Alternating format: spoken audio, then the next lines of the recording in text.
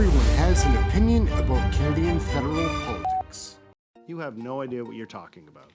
Second point is, Canadians wait the longest time in OECD countries for approval of medications, which you clearly have no clue about. We're back to that again. Sadly, the last time you were here, you had no clue, and you remain clueless, obviously. Hey gang, what's up? How you doing? Just Aaron right here, Question Period Canada. So I started this channel about 9 months ago, following Canadian federal politics very closely. We started with the question periods. We broadcast those live daily. Come and check out one of the live shows. It's a great time, a fun community, a great chat room. But since then, we've learned so many things. When I started, I didn't have a side. I'm still not. I'm a libertarian. I don't really think we need this much government, but when I started watching, I really was just on the side of the people in the grocery store lineup that really are suffering. I'm one of those people. Anyhow, so we've been watching, and there definitely are sides to this. There's two of them, it would seem. Are you familiar with poker? If you are, you'd be familiar with the term bluffing. And one of these two sides is bluffing. That's all I can say, and I'm going to show you some clips. You can make up your mind who you think is bluffing after you see all the material that I have to show.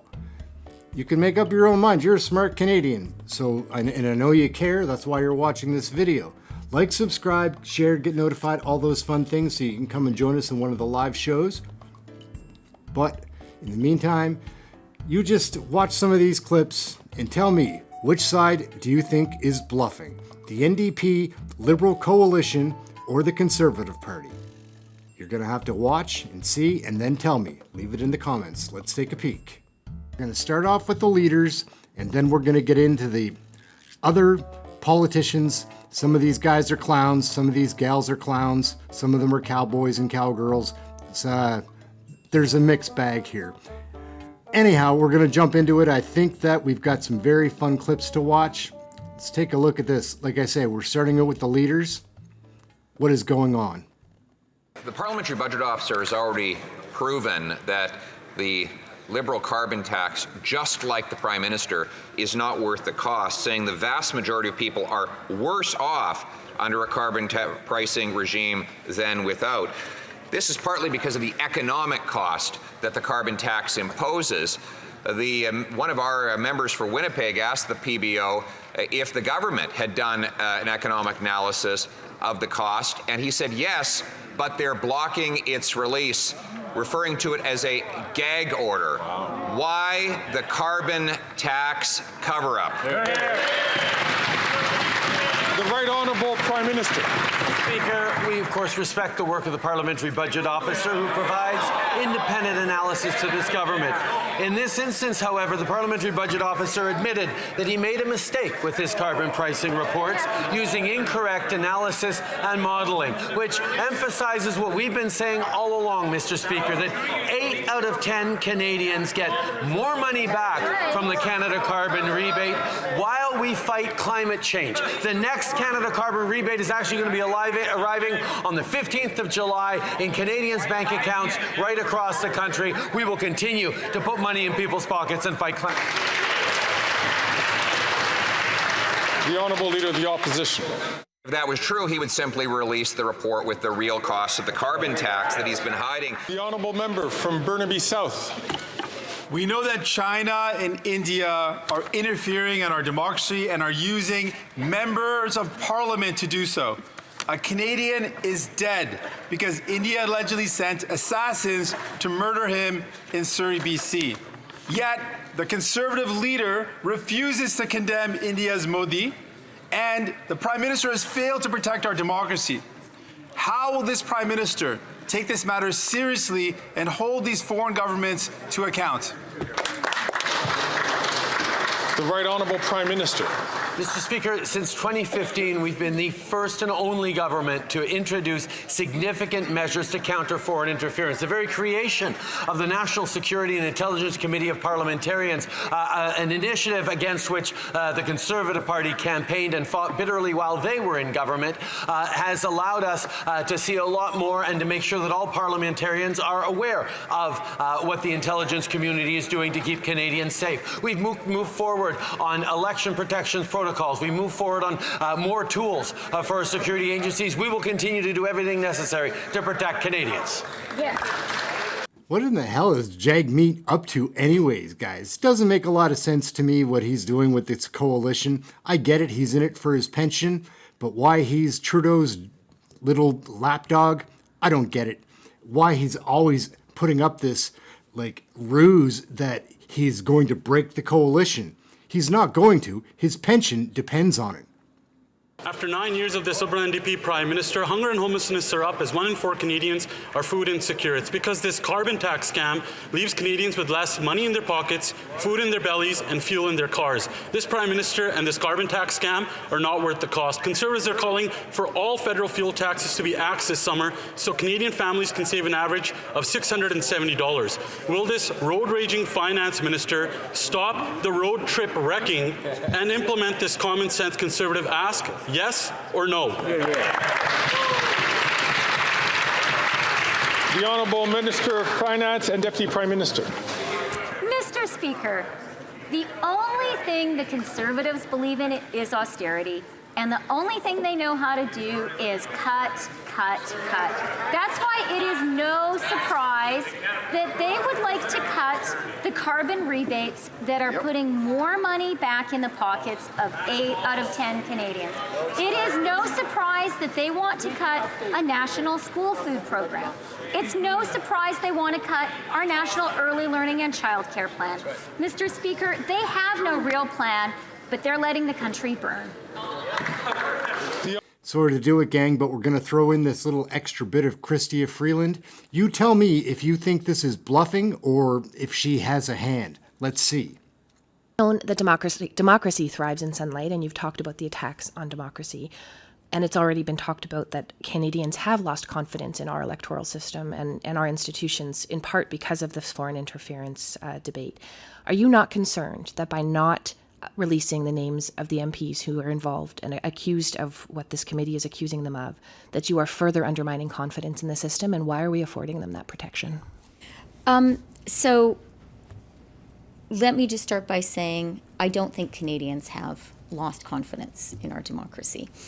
As someone who has been out knocking on doors a lot over the past few days, I have been talking to Canadians who love our country, who are so proud to be Canadian, are so grateful to be Canadian, and appreciate all the great things about our country. Who do you think is bluffing? Heard complaints by Thank you, Minister. specific partners. I'm reclaiming my time. Thank you.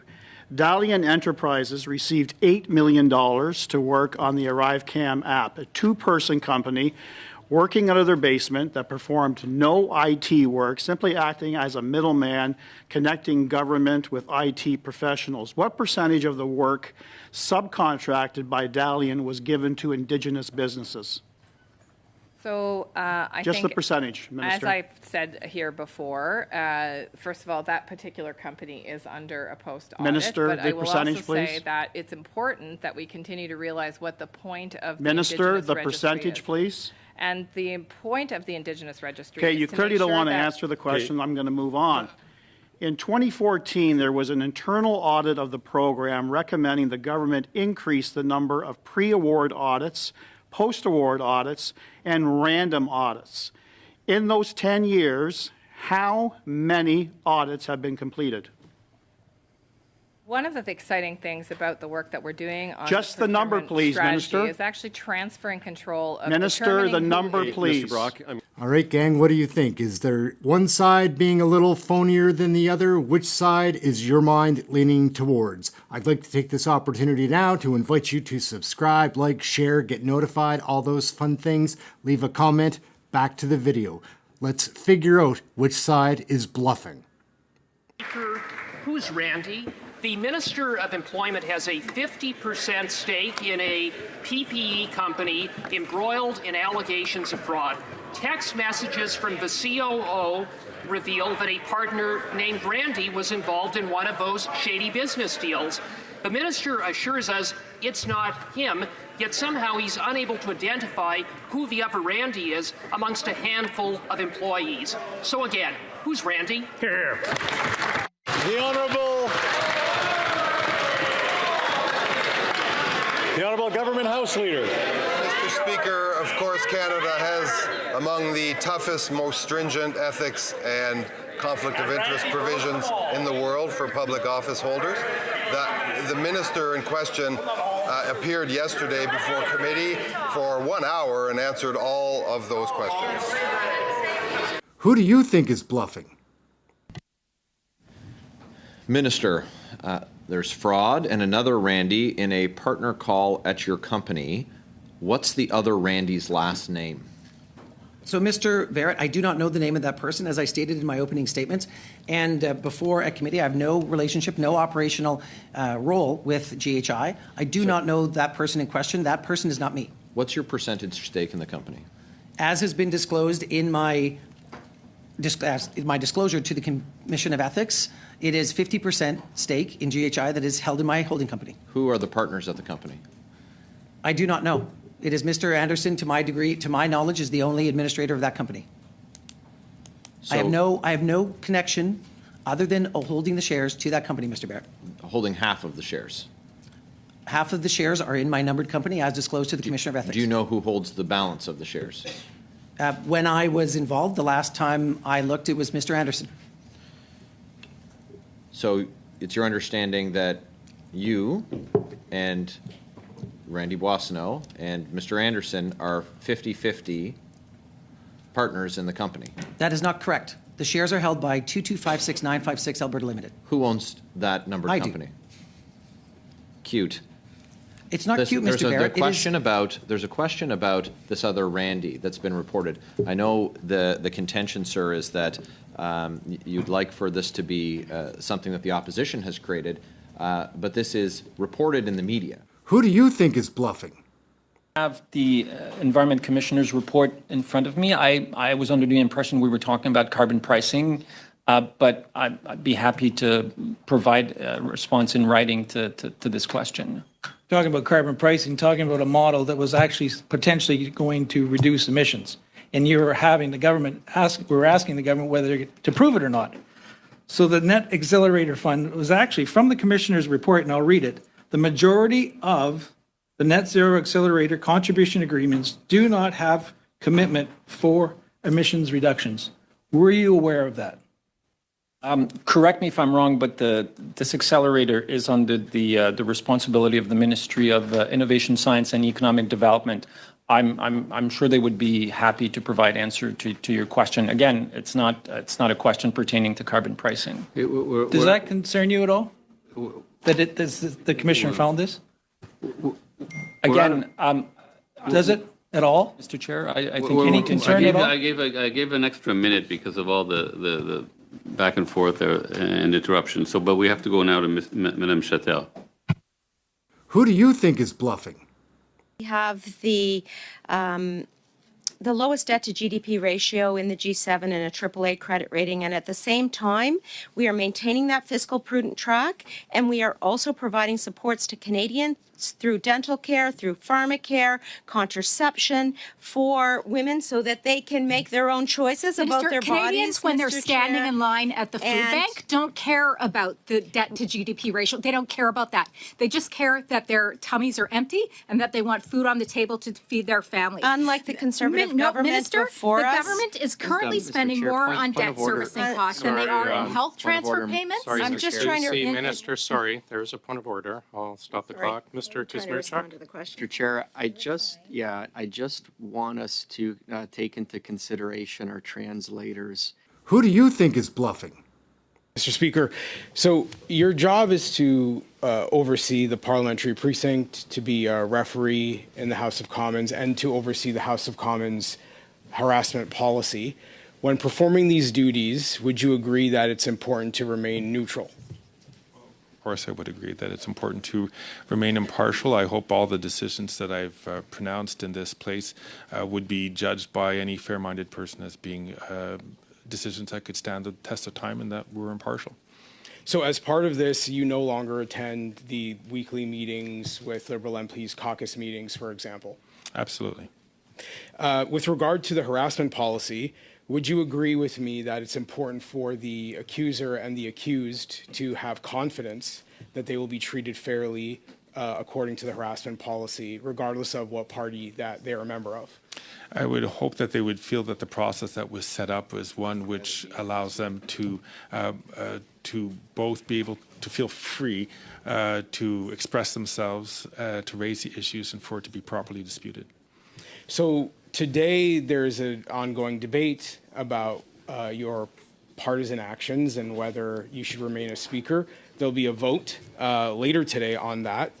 The story for the fundraising event and the highly partisan language used was that it went out in error and that it was a commonly used template. Have you been given assurances from the Liberal Party that this is in fact the story and that this template was widely used by other MPs? So you'll forgive me, Mr. Giovanni, but this is a matter which is before the House. Who do you think is bluffing? How rich do Liberals have to get before they solve climate change? Tens of millions of dollars being directed back into their pockets. The Auditor General made clear that it is that minister who's responsible for the scandal. While millions eat in food banks, young people can't buy a home, families can't take a summer vacation, that minister is giving millions of dollars to his friends under the guise of his climate change ideology. Is he actually joking? When will anyone over there face a single consequence for anything?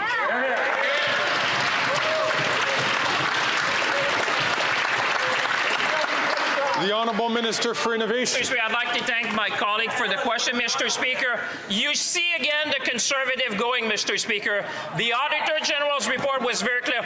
Parliament decided 20 years ago to have an arms-length organization to manage that, Mr. Speaker. We investigated the allegation. We're proposing now a new governance model which will be under the rules of the Federal Public Service so we can have more rules around HR, more rules around funding, Mr. Speaker. We're going to restore confidence. We're going to make sure that we have a model of delivery that have the highest standard, Mr. Speaker. We're going to fight for the clean tech in this sector. Yes, good answer. Who do you think is bluffing? The fact is, though, Mr. Speaker, they talk of gag orders. We haven't seen the member for Peace River Westlock in a long, long time. And what about the former chair of the Status of Women Committee? We haven't seen her either. They are not anytime going to give less.